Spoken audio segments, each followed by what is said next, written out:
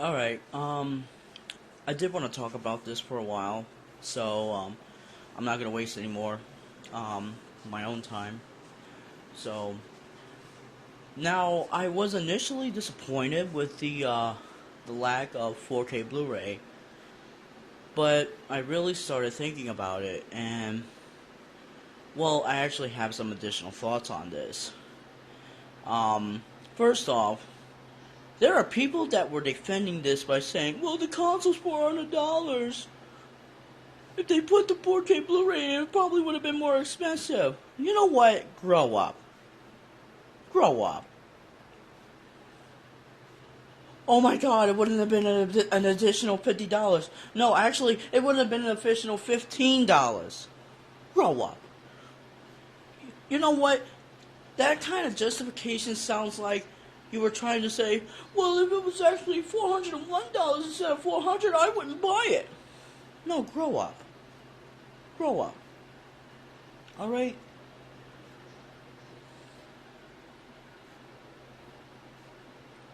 What I really thought about was, look, on one hand, yeah, we're not going to be able to watch like from the disc 4K movies. We still got that online though. We can still download and stream that option. But on the other hand, this is what I was thinking about. Because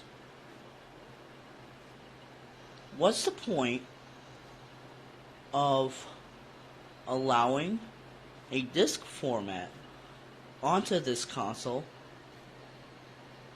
if there are not going to be any games available for it?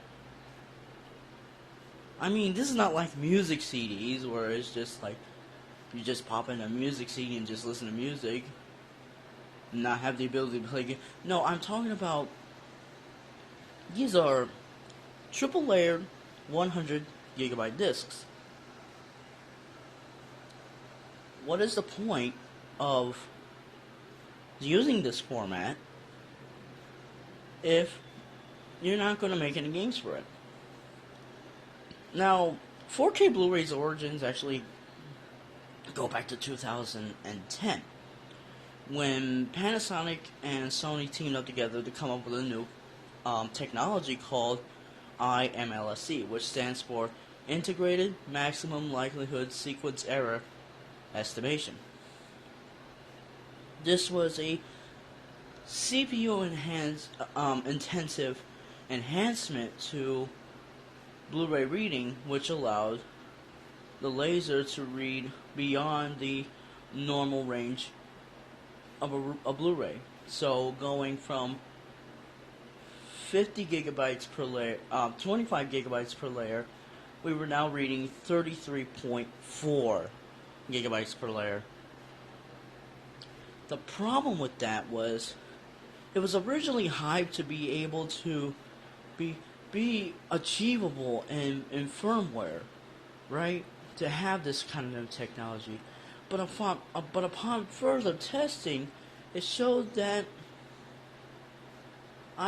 neither any player CPU or the CPU and the drive itself could be able to handle that kind of an upgrade. So the technology was actually moved over to a new drive format. And from that, we originally got BDXL, the professional 4K disc option. And then from then on, we have our current 4K Blu-ray option for the home.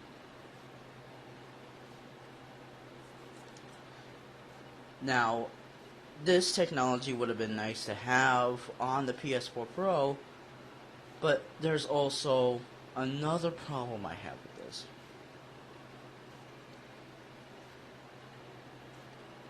Not just from a gaming perspective. That's one thing. But I'll talk about this first from a viewing perspective.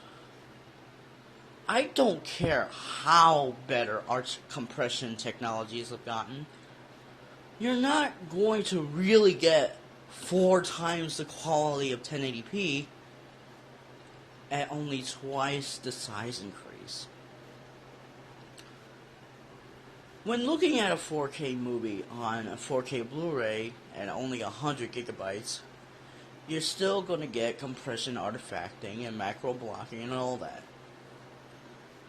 And on top of that, you have to squeeze new audio formats in. That makes it worse.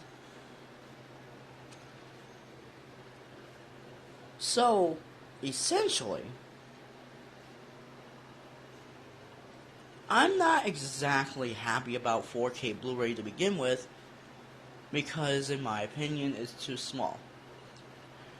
Maybe with the next generation PS5, Sony can maybe work something out with a much higher format at hopefully 200 gigabytes minimum.